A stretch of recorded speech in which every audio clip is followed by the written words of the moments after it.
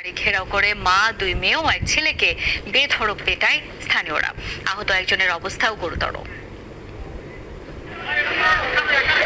কুমিল্লার মুরাদনগরের কোরইবাড়ি এলাকায় সকালের দিকে হঠাৎই উত্তাপ ছড়ায়। এক পর্যায়ে পিটিয়ে ও কুপিয়ে হত্যা করা হয় একই পরিবারের 3 জনকে। স্থানীয়দের অভিযোগ, এলাকার রুবি আক্তার ও তার পরিবারের সদস্যরা দীর্ঘদিন ধরে এলাকায় মাদক কারবার সহ নানা অপকর্মে জড়িত।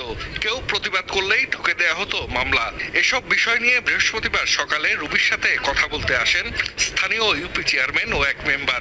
এ সময় রুবি ও তার পরিবারের সদস্যরা তাদের উপর হামলা চালায়। এতে বিক্ষুব্ধ হয়ে ওঠে এলাকাবাসী। এক পর্যায়ে পিটিয়ে ও কুপিয়ে হত্যা করা হয় রুবি আক্তার, তার মেয়ে জোনাকি আক্তার ও ছেলে রাসেল মিয়াকে। গুরুতর আহত হন রুবি আক্তারের আরেক মেয়ে রুমা আক্তার। যত আছে গ্রামের মানুষের উপরে বিভিন্ন প্রকার জোর-জুলুম অত্যাচার চালাইতো। তারা মাদকের সাথে জড়িত ছিল, মানুষের মাল টাল এসব কিছু মনে করেন জোর জবরদস্তি নিয়ে আসতো। তারা সতর্ক করার জন্য আইসে পরে মনে করেন তার মেম্বার চেয়ারম্যানের উপরে আক্রমণ চালাইছে। ওই সুবাদে হাতাহাতির নাকি হয়েছিল শুনছি, এটার থেকে মারা গেছে আর কি লোকজন। তবে নিহতদের স্বজনদের দাবি, স্থানীয় এক স্কুল শিক্ষকের মোবাইল চুরির বিষয় নিয়ে তাদের সাথে ঝামেলা চলছিল। এর জের ধরেই এই হত্যাকাণ্ড।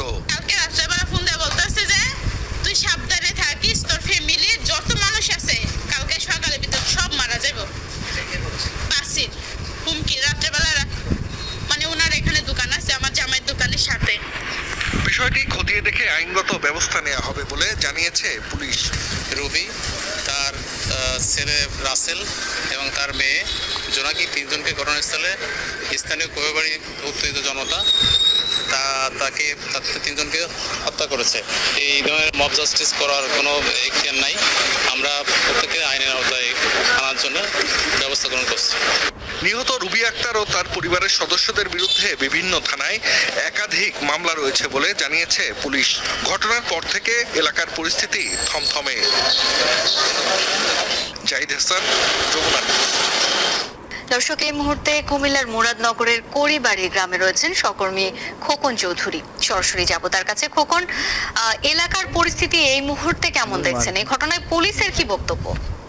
শাওন, এলাকার পরিস্থিতির কথা যদি বলি, ঘটনার পর থেকেই কিন্তু এই গ্রামটিতে একেবারেই পুরুষশূন্য হয়ে পড়েছে এবং যারা এখন রয়েছেন অর্থাৎ তারা কিন্তু আসলে বিভিন্ন এলাকা থেকে আসলে উৎসুক মানুষ যারা রয়েছেন তারা দেখতে এসেছেন। কারণ পরপরই 3টি হত্যাকাণ্ডের ঘটনায় কিন্তু এলাকা বেশ চাঞ্চল্যের সৃষ্টি করেছে। এই বিষয়ে আমরা কথা বলেছিলাম কুমিল্লার যে জেল পুলিশ সুপার রয়েছেন, তিনি যে এই বিষয়টি জানিয়েছেন যে আসলে কোনো অপরাধী আসলে তারা অন্য চোখে দেখছেন না। অর্থাৎ এই যাদেরকে হত্যা করা হয়েছে, যদিও বলা হচ্ছে যে তারা এলাকায় চিহ্নিত মাদক ব্যবসায়ী, দীর্ঘদিন ধরে বিভিন্ন মাদকের সঙ্গে বা অনিয়মের সঙ্গে জড়িত, তবে যেহেতু তাদেরকে হত্যা করা হয়েছে, যারা এই হত্যাকাণ্ডের পেছনে জড়িত তাদেরকে আসলে চিহ্নিত করার চেষ্টা করছেন এবং তাদেরকেও আইনের আওতায় আনা হবে।